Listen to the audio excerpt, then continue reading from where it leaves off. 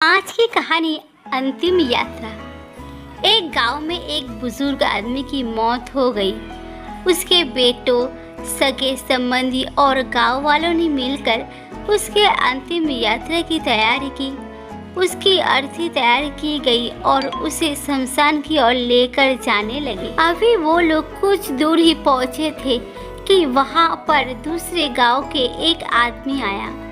उसने उस अर्थी को लेकर जा रहे 4 आदमियों में से एक का पैर पकड़ लिया और सबसे कहने लगा कि ये आदमी जो मर चुका है, उसने मुझसे 20 लाख रुपए उधार लिए थे और जब तक मुझे मेरे पैसे वापस नहीं मिल जाते, मैं अर्थी को आगे नहीं जाने दूंगा। मृत व्यक्ति के बेटों ने उस आदमी से कहा कि पिताजी ने कभी इस कर्जे के बारे में हमसे जिक्र नहीं किया, इसीलिए हम तो ये कर्ज देने वाले। बेटों ने ही मना कर दिया तो उस मृत व्यक्ति के भाइयों ने भी कहा कि जब बेटे ही मना कर दे रहे हैं तो हम भी इस कर्ज की जिम्मेदारी नहीं लेने वाले हैं। शमशान यात्रा में शामिल कोई भी आदमी पैसे देने के लिए राजी नहीं हुआ।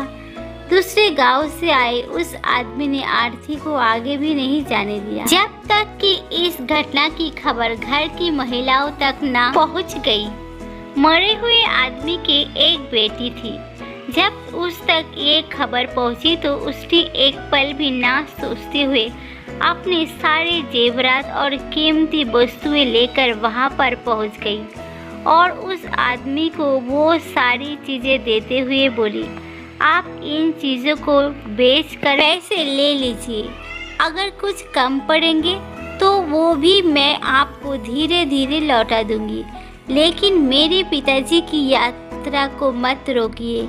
इस घटना को देखकर सारे गांव वाले दंग थे। तभी वो आदमी जो कर्जे की मांग कर रहा था, वो बोला कि दरअसल मुझे 20 लाख रुपए लेने नहीं थे, बल्कि मैंने इस आदमी से कभी लिए थे जो मैं आज लौटाने आया था, लेकिन मुझे पता नहीं था कि इनका असली हकदार कौन है, इसलिए मैंने यह सारा नाटक रचाया। मैं जान चुका हूँ मरे हुए आदमी का सच्चा हितैषी ना उसके बेटे है ना उसका भाई, बल्कि उसकी बेटी है। इसलिए यह सारे पैसे मैं उसके हवाले करता हूँ और अपने कर से मुक्त होता हूँ। थोड़ी ही देर में जो घटना घटित हो चुकी थी, उससे बेटे के भाइयों के और बाकी रिश्तेदारों के सर शर्म से झुक गए। इसीलिए हमेशा दुआ करना कि हर किसी को एक बेटी ज़रूर हो, क्योंकि बाकी सब तो माता पिता की दौलत को अपना समझते हैं, लेकिन बेटियां माँ बाप को ही अपनी दौलत समझती है। तो दोस्तों, मैं आशा करती हूँ कि आज की कहानी आप सबको ज़रूर पसंद आई होगी।